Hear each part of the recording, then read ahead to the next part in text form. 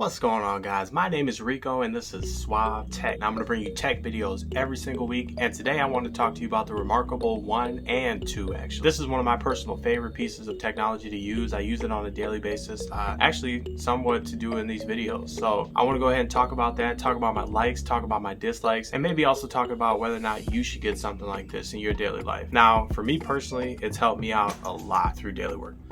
So first, let's talk about what actually comes in the box. With the ReMarkably 1, you get the tablet, of course. You're gonna get 8 marker tips, you're gonna get the marker, and then you're gonna get a USB-A to micro USB charger. Now, that's a little bit of a disappointment, yes, because a lot of Android phones use USB-C now. However, it comes with its own cord. You just have to provide the power brick. And if you're anything like me, you got a lot of those laying around. And the ReMarkably 2 actually comes with the tablet, of course, and then it comes with a USB-A to USB Type-C charger. Now that's great if you already have an Android phone and you just go ahead and plug it up. You don't have to carry any other charger. The only thing that it doesn't come with is the marker itself. It's a little bit of a disappointment. The marker's about 50 bucks. You are going to have to buy that separately. However, it does come with 12 marker tips, a little bit more than the original ReMarkably, but you're not going to be interchanging them that much unless you write really hard. Speaking about the fact that you're going to have to buy the markers separately from the ReMarkably 2, you're also going to have to pay more of a premium for that. The original ReMarkably is now $299, so $300, and it comes with the marker, it comes with the tip, it comes with everything you need right out of the box to go ahead and get started. However, with the ReMarkably 2, you're going to end up paying $400, plus, like I said before, you're gonna have to go ahead and buy that marker for $50. I don't know why on the website they give you a choice between the marker and one of their folios, because you're gonna need the marker to actually go ahead and write on this. I suppose you could actually go ahead and use your finger, but I wouldn't suggest that at all.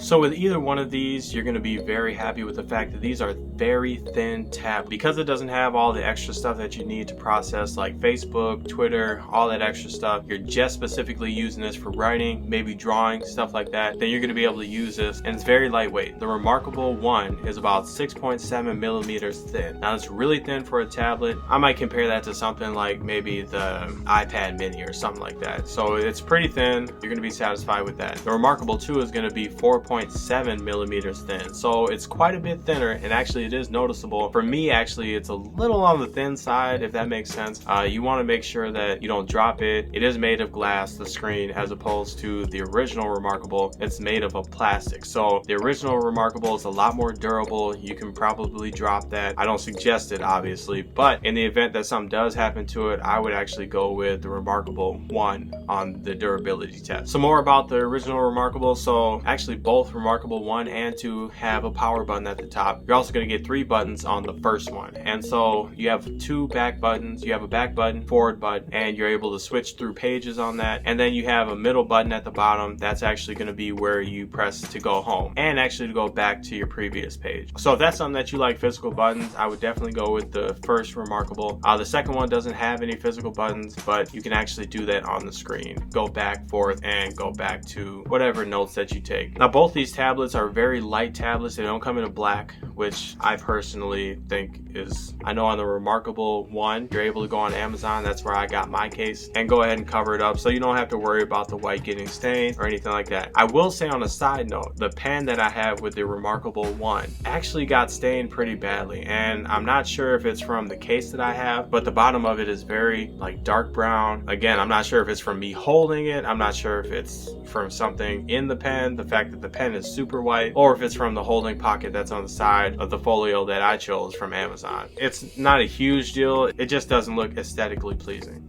So let's go ahead and dive into some of the specs on both of these tablets. For the original ReMarkably, you're going to have 8 gigabytes of storage, which I think is going to be plenty, especially for just writing documents. Now, if you're going to go ahead and download digital books and PDF files, things of that nature, you're going to eat up more of your memory. However, I think 8 gigabytes is going to be plenty for a lot of different people. I haven't even come close to it, and I use this thing, like I said, every day, mostly for writing. I don't download PDFs, I don't download ebooks. I go ahead and I use this for writing, again, on a daily basis, whether it be for my YouTube videos, work, or things of that nature. Now, I will say, as far as performance goes, the RAM on both of these is substantially different. On the original Remarkable, you're going to have 512 megabytes of RAM. Now that's pretty low. However, you're not using multiple apps at the same time. The only thing that you're going to really notice between the Remarkable 1 and 2 is a little bit of a delay on the 1. It's not even a huge deal either. I use it on a daily basis. It's a little bit of a delay. With PDFs, you might have a little bit more of a delay. But with the Remarkable 2, you're going to go ahead and get 1 gigabyte of RAM, which is a huge jump when you look at it on paper. But again, I'm telling you from experience, you're going to get smoother transitions on the second one, but it's not going to be something I think is worth an extra 150 bucks personally. So like I said earlier in the video, the first tablet comes with a plastic screen. It has a resin on top to make it actually feel like writing on paper. Now the second one does too. However, the screen is made of glass. So like I said earlier in the video, when we talk about durability, you're going to get more out of the first one. Now that's not to say that you won't get any out of the second one. And let's be honest, you're probably going to want to put this in some kind of surrounding case, at least to carry it around. You're going to be mindful of the fact that even if you do drop it, it's going to be safe. Now for both of these tablets, the pens that come with them don't require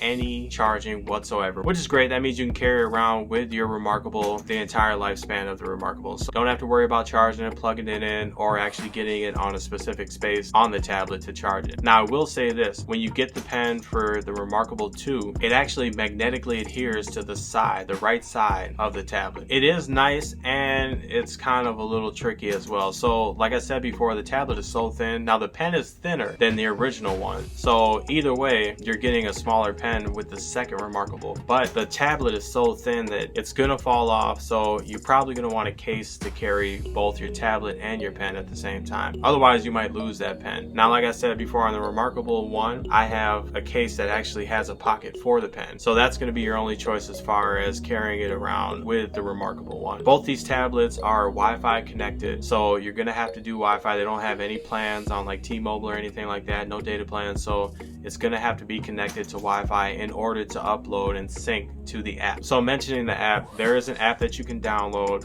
on both the App Store and Google Play Store that's going to allow you to access all of your documents. So whether that be PDF, whether that be books, whether that be your actual writing, you're going to be able to change that writing into a PDF file and send that out to people. So email them, text it to them, or send it to them in a picture, things of that nature, which is really convenient when you want to write something real quick and send it, let's say for work, for instance. You can go ahead and send it to everybody at work.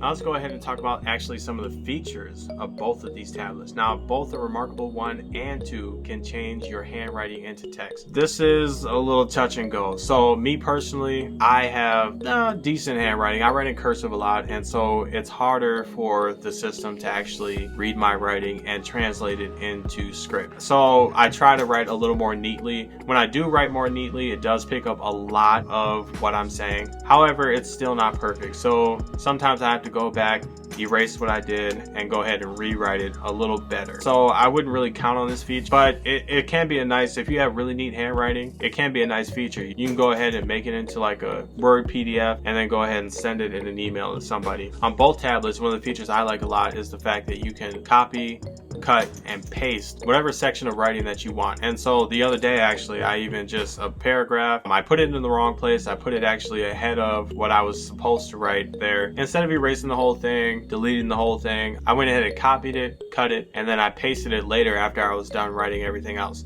Now you can also make the text smaller and bigger, and you can move it around. It doesn't have to be perfectly straight. Some of the other features of this is you can change actually the stroke of the pen to thin, medium, or thick. And so again, you can go ahead and change your notes into anything you want, try and organize them. It's really nice. You can also go ahead and kind of change the color of the text. So again, this is a black and white tablet. You're not going to be able to do color, but you can write in like a white, a black, or a gray tone. And so it's really up to you whether or not you want to go ahead and use those. Another thing I like about this is that you can zoom in and out. And so like I said earlier in the video, you can go ahead and change the size of the text, the entire text, and you can zoom in and out. So if you want to fit a lot on one page, let's say you're writing up something, maybe a resume or something like that, and you want to fit a lot on one page, but then later on you want to go ahead and zoom in and actually see what you wrote, you can go ahead and do that. Or for some people that may have trouble reading close up, you can go ahead and change that setting for them. They also have a button on the side that can go back and forth so that you actually don't have to erase what you wrote. That's one of the things that I found was a little touchy-feely on this tablet, is that when you erase, you're gonna have to erase around things, kind of like regular writing. But